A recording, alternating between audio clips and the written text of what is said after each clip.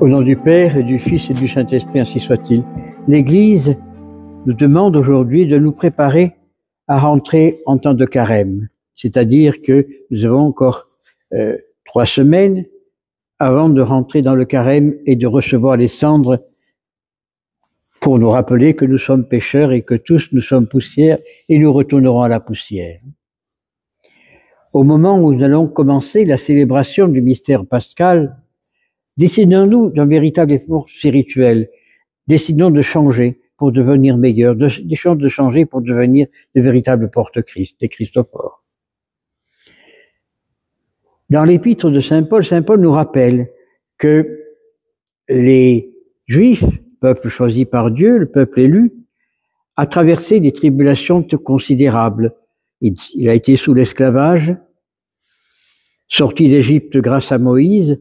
Ils vont traverser la mer Rouge à pied sec, miracle fait par Dieu. Les Juifs sont dans le désert, ils sont contre Moïse parce qu'ils pensent que Dieu les a abandonnés. Ils crient contre Moïse en disant, mais au moins quand nous étions en Égypte, on mangeait tous les jours à notre faim. Moïse prie et Dieu envoie la manne, une poudre qui permettait de manger. Moïse monte sur la montagne, il va pour l'étape de la loi, il rencontre Dieu dans un buisson ardent. Vous connaissez toute l'histoire de Moïse, et Moïse redescend, il va vers les Juifs qui, eux, pendant que Moïse s'entretenait avec le Père éternel, ont commencé à faire un veau d'or pour adorer un Dieu unique, pour oublier le vrai Père spirituel, le vrai Dieu. Et là, Moïse se met en colère, il jette l'étape de la loi, il se gendarme un petit peu avec son peuple pour qu'il revienne à la vérité. Il passe un temps et il n'a plus d'eau. Moïse, avec son bâton, frappe un rocher, il sort de l'eau et ils reçoivent cette eau miraculeuse qui leur permet d'aller jusqu'au bout. Mais par rapport à leur péché, pendant 40 ans, ils vont tourner dans le désert, ils ne pourront jamais rentrer dans la terre promise. Eh bien, je dirais que nous sommes un petit peu aujourd'hui dans la même situation. Bon, il y a plus de 40 ans que l'Église va mal, plus de 40 ans que l'Église traverse un désert spirituel immense, mais c'est la volonté de Dieu. On ne la comprend pas toujours, elle est pas toujours compréhensible, mais nous ne savons pas ce que Dieu veut. Alors, quand j'entends et je lis beaucoup de choses de droite et de gauche, je crois que nous n'avons rien compris. Car Dieu nous envoie un temps de pénitence pour que nous purifions de notre péché. Dis nous envoie ce temps de pénitence, ce temps de malaise spirituel, si je puis dire, abandon dans les églises. Alors je reprendrai ce que j'aurais dit souvent, les paroles du bienheureux Marcel Lefebvre, qu'il disait, avec Vatican II, on a ouvert les portes de l'église pour que de l'air frais rentre, les fidèles en ont profité pour partir. Il est vrai que l'église avait besoin d'un concile, l'église avait besoin de se régénérer, car il y avait des carcans dans l'église, on n'était plus à l'état de la monarchie où le pape sortait avec des plumes de paon, avec toute une gloire considérable. Non, il fallait je dis pas rentrer dans la pauvreté, ça serait injuste, mais un petit peu changer les coutumes et les traditions, venir à une ère plus moderne. Et nos braves prêtres de l'époque, avec les évêques de l'époque, au lieu d'aller dans cette direction-là, non, ils sont rentrés avec des bulldozers, ils ont tout fracassé dans l'église. En aucun cas, dans le Concile Vatican II, il est dit qu'il fallait changer la messe.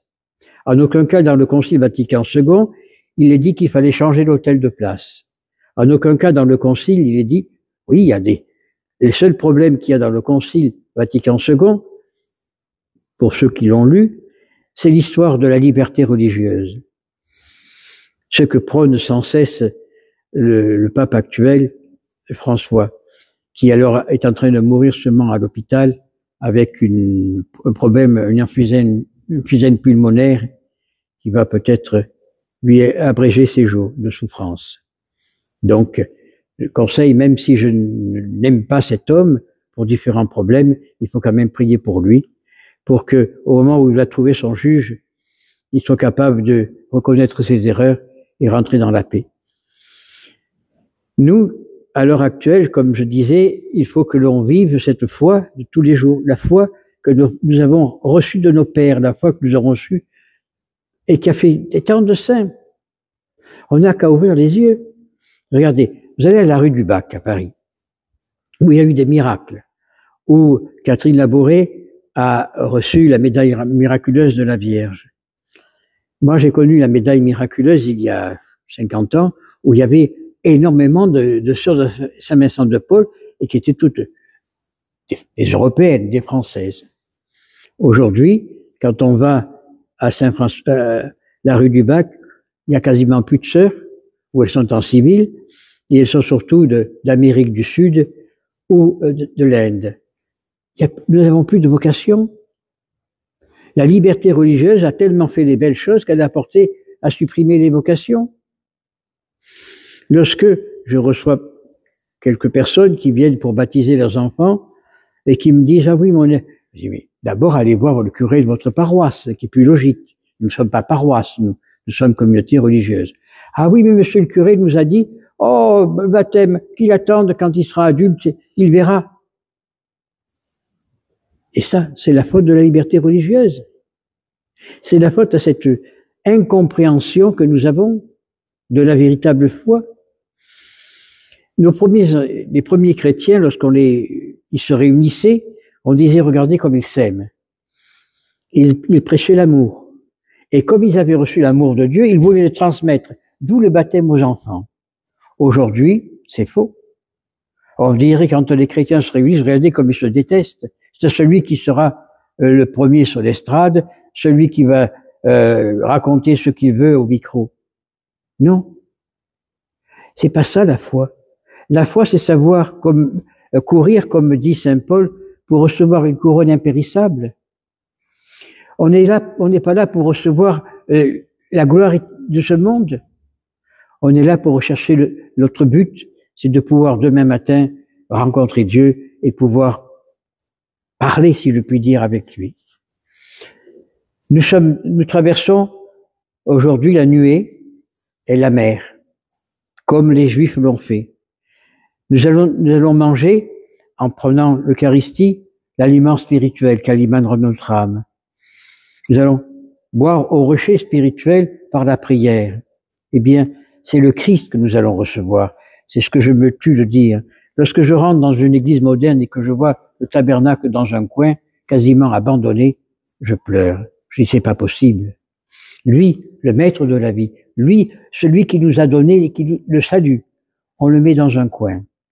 Et alors, à la place du tabernacle, un trône, un beau trône, où le prêtre de service va s'asseoir. Mais, comme disait le curé d'Ars, Dieu premier servi, non l'homme. On a tout oublié, on a tout supprimé. Pourquoi? Pour la gloire d'une seule chose, la gloire de l'homme. Je l'ai dit et je me répète, lorsque Jean-Paul II est venu sur le territoire de France, qu'il a atterri au Bourget, que lui a dit Chirac, qui était président de la République à l'époque, « Je salue en vous le zélateur des droits de l'homme ». Il n'a pas dit « Je vois en vous le zélateur des droits du Christ ». Non, les droits de l'homme. Depuis 50 ans, l'Église parle que des droits de l'homme. Le droit de l'homme, le droit de l'homme, le droit de l'homme. Mais lorsque on lit les tables de la loi, ce que Dieu a donné à Moïse, qu'est-ce qu'il est marqué? Premier commandement, tu aimeras le Seigneur ton Dieu, ton cœur, ton âme et ton prochain comme toi-même. C'est la base des droits de l'homme. Donc déjà, que l'Église se batte pour les droits de Dieu, les commandements de Dieu, et nous serons la paix dans le monde. Ne cherchons pas rien d'autre que ça, que la gloire de Dieu. Nous recherchons qu'une seule chose, c'est la gloire de Dieu et notre salut. Notre salut, nous allons le trouver dans les évangiles. Notre salut, nous le trouvons dans l'Écriture sainte. Et avec Moïse, traversons la nuée, traversons la mer de l'indifférence, la nuée de l'incroyance, pour que nous puissions véritablement recevoir cet élément spirituel dans l'Eucharistie, de boire cette eau spirituelle à travers l'Écriture sainte. Et nous serons sauvés. Et on sera des porte-Christ, des Christophores. Dieu n'a pas besoin que nous partions à genoux, les bras en croix, et ah, Seigneur, Seigneur, sauve-moi. Non. Il veut des cœurs contrits, humiliés, des gens qui soient capables de dire bonjour. Je le dis, ce qui m'a marqué quand, dans les années 85, quand j'étais en Afrique, de voir ces petits enfants qui disaient bonjour papa bon Dieu, merci papa bon Dieu. C'est rien, mais ça sortait du cœur, c'était une vraie prière que nous ne sommes pas capables de dire nous-mêmes. Est-ce que nous sommes capables de dire le matin quand on se lève bonjour papa bon Dieu, bonjour mon Dieu, merci pour la journée que vous me donnez de commencer aujourd'hui, merci pour les événements que je vais traverser. Est-ce que nous sommes capables de, comme le faisait le pape Pie XII, de dire à notre ange gardien, préparez-moi le chemin de ma journée, pour que cette journée soit en compagnie avec le Père. Non, on a tout oublié. Par contre, on ne va pas oublier d'aller boire un Ricard au bistrot du coin ou autre chose. Non, restons centrés sur l'essentiel, c'est-à-dire le Christ. Le Christ qui est ce rocher qui va nous sauver. Ce Christ qui nous ouvre la porte de la vie.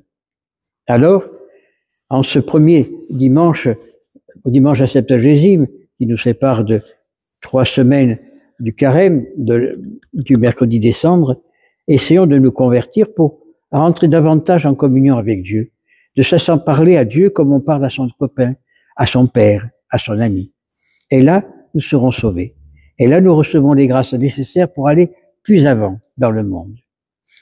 Demandons que le Seigneur nous envoie les secours que nous avons besoin dans les épreuves, et surtout que nous soyons capables de se confier à lui, de le rencontrer à travers nos frères pour pouvoir vivre dans sa gloire, ainsi soit-il.